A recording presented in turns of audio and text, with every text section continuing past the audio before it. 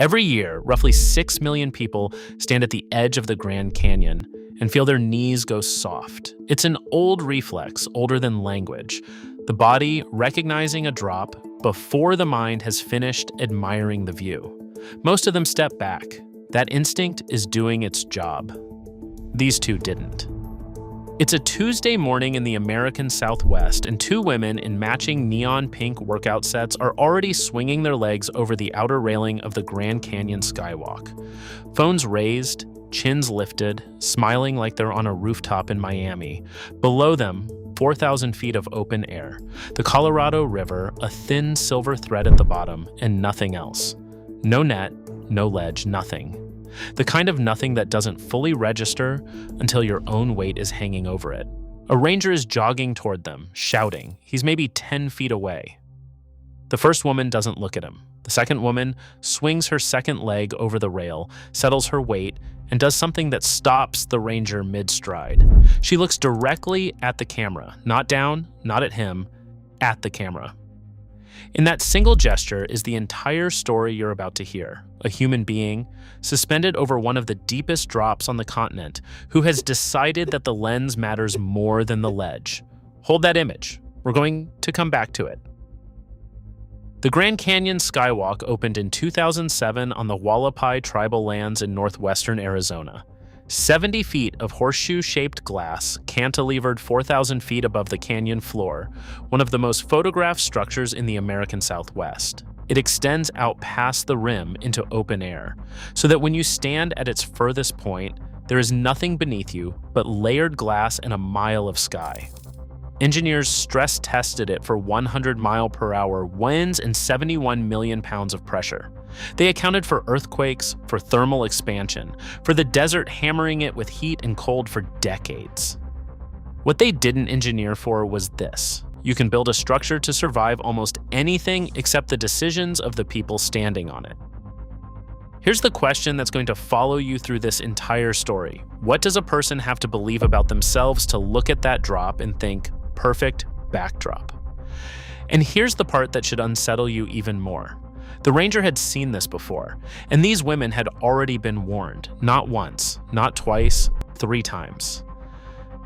Before any visitor sets foot on the Skywalk's glass panels, the Hualapai Nation's operation runs them through a layered gauntlet of rules. First, there's a posted warning sign at the entrance. Explicit, illustrated, impossible to misread. No personal cameras, no climbing, no leaning over the outer rail.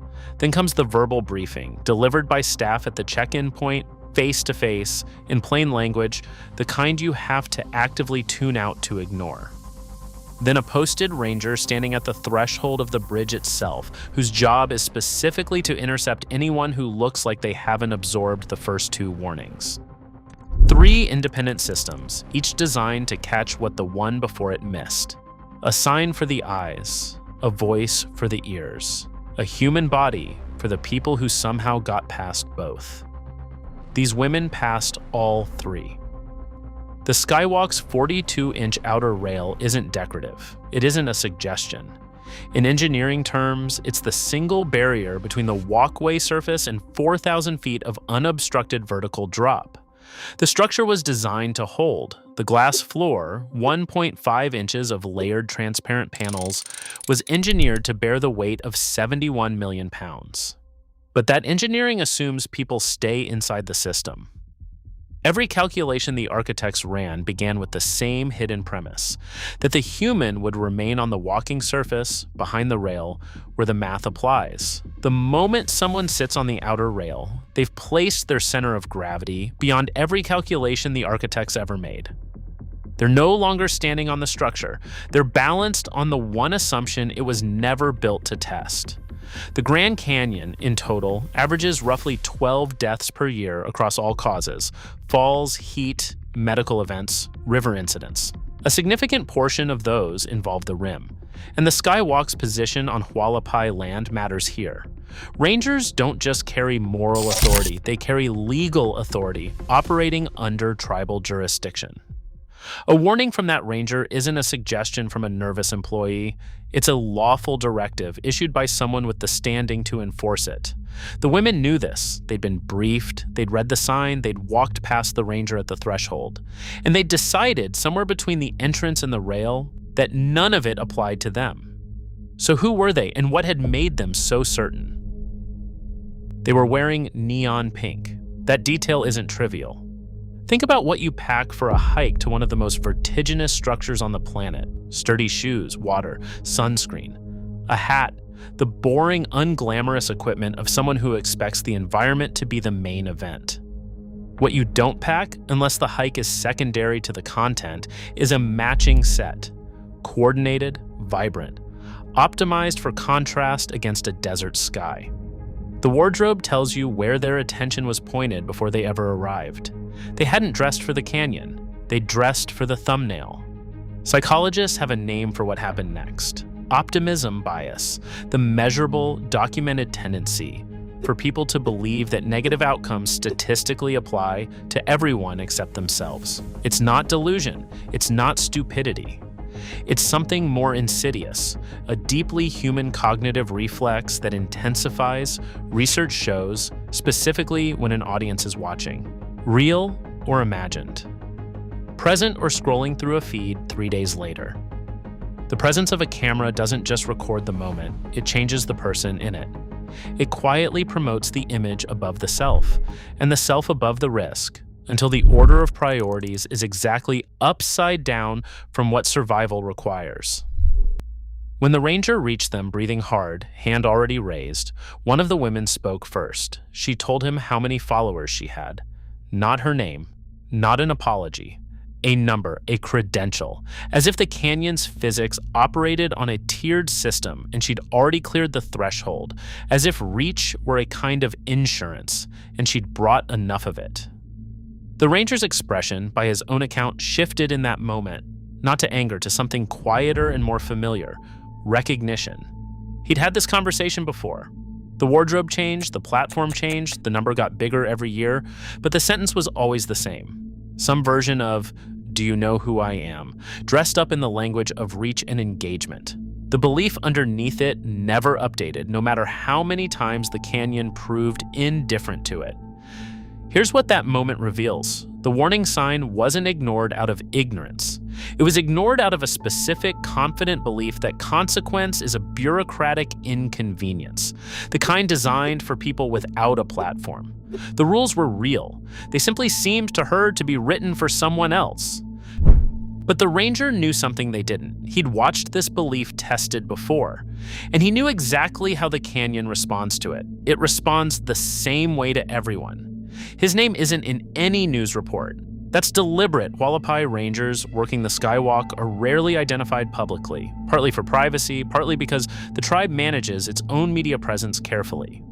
But his role is documented. His position that morning was the last human checkpoint between a bad decision and a permanent one. Everything upstream of him had already failed. The sign hadn't worked, the briefing hadn't worked, he was what remained. He couldn't grab her. That's the part most people don't consider. A ranger who physically pulls someone off a railing risks destabilizing them, a sudden shift in weight, a startled flinch, and the intervention becomes the cause of the fall it was meant to prevent.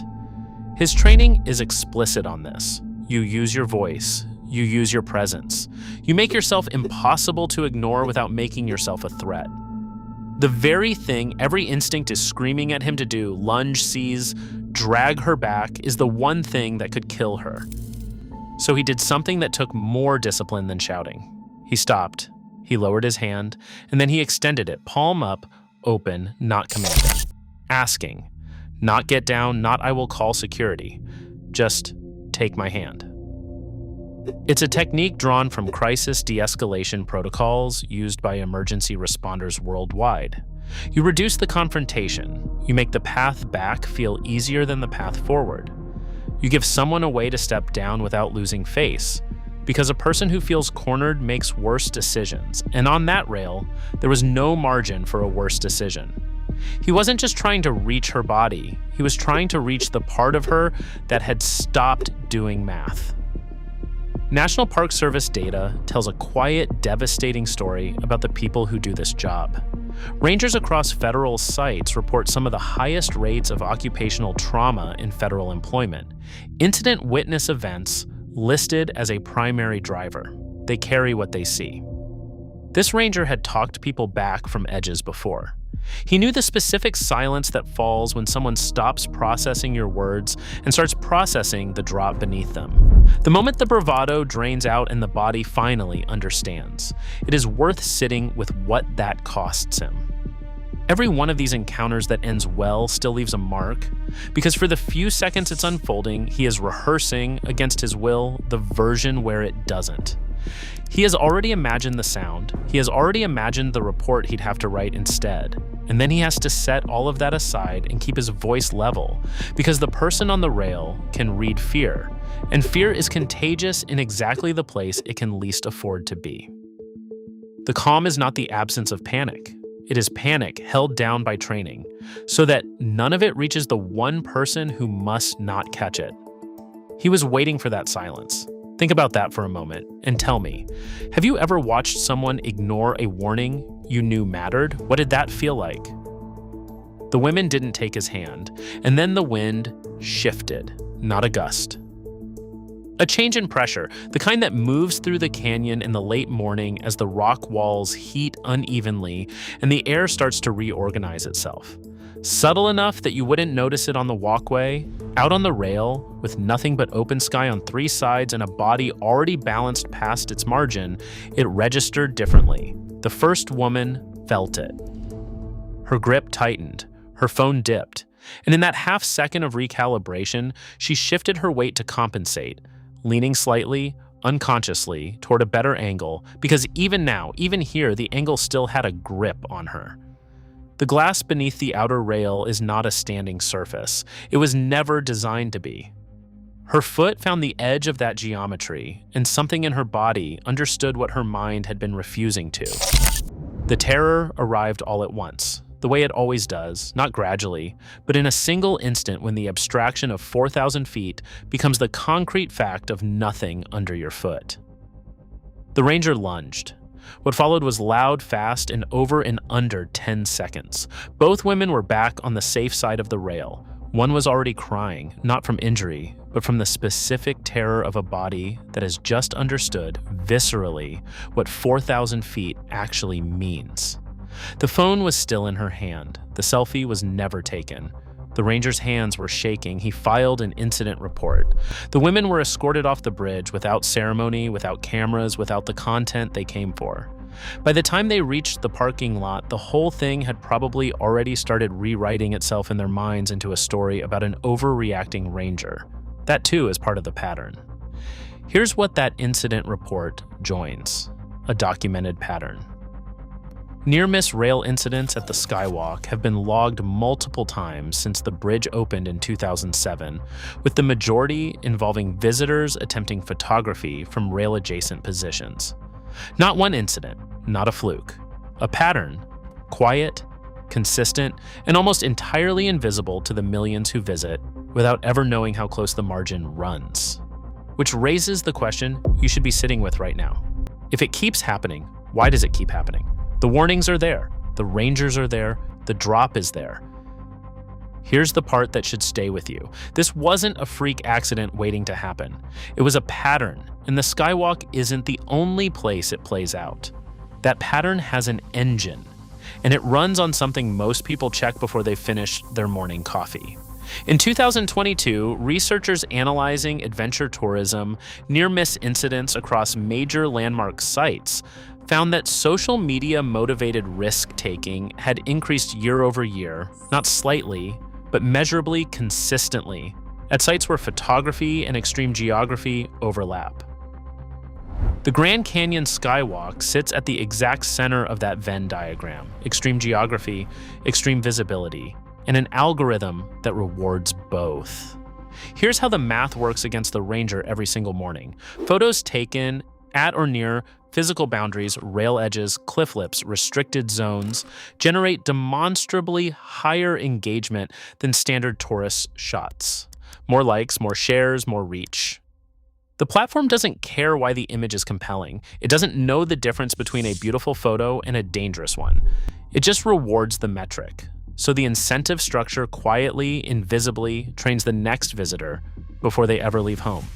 They arrive at the skywalk already preloaded with a goal, already carrying a mental image of the shot they intend to leave with. The warning sign isn't a deterrent. It's an obstacle between them and content that performs.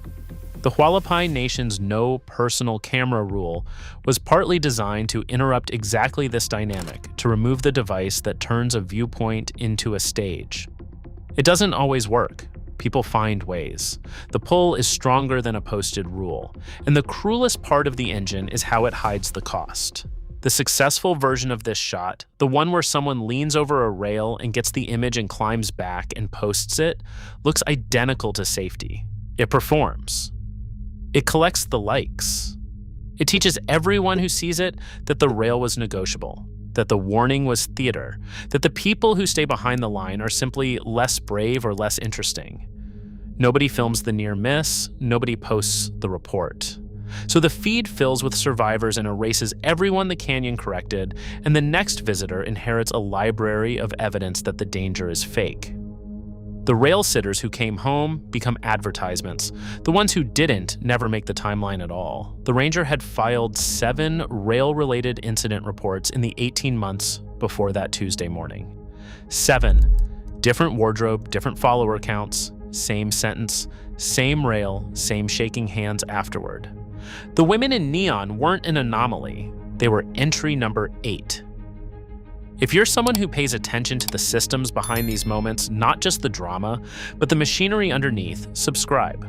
Not for the videos, but to be part of the community asking the harder questions. And tell me, have you ever watched someone take a risk you knew was about the content, not the experience? What did you see in their face right before? So if the pattern is this clear, documented, and repeating, why does it keep happening? And what would it actually take to stop it? The canyon has been here for 5 to 6 million years.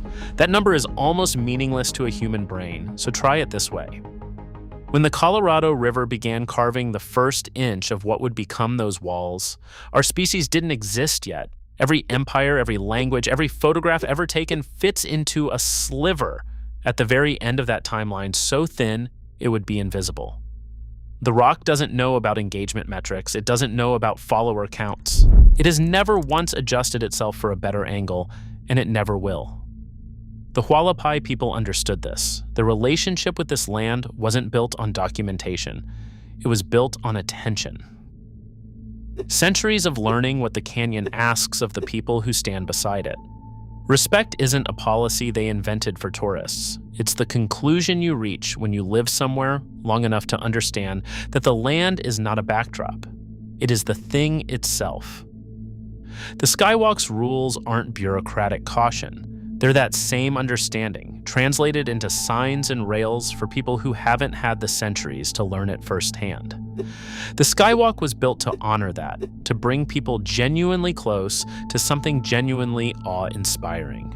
Not to give them a prop, not to hand them a set piece for a story about themselves. And somewhere between that intention and a Tuesday morning in neon pink, something went wrong. The 2 women in this story are a composite, a dramatization, not a single named case. But the structure is real, the warnings are real, the jurisdiction is real, and the pattern of rail edge near misses is real. The neon is invented, the drop is not. The selfie was never posted. Let that sit for a moment. The image that nearly cost 2 lives, the one that required 3 ignored warnings, a ranger's shaking hands, and a shift in canyon wind to prevent, never made it to a feed, never got its likes, never performed. The incident report was filed, the near miss was logged, and the next morning, the ranger was back at his post before the first tour group arrived, watching the glass catch the early light, waiting. Because he knew that somewhere out there, already getting dressed, already picturing the shot, was entry number 9. That image, a man standing at the threshold of something ancient, doing the quiet, unglamorous work of keeping it from becoming someone's last backdrop, is the one that should stay with you. Because the canyon was never the danger, it was always exactly what it is. 5 to 6 million years of patient, indifferent truth. The only thing that changed was what we decided to see when we looked at it. The women looked at 4,000 feet and saw a frame. The ranger looked at the same drop and saw what it had always been.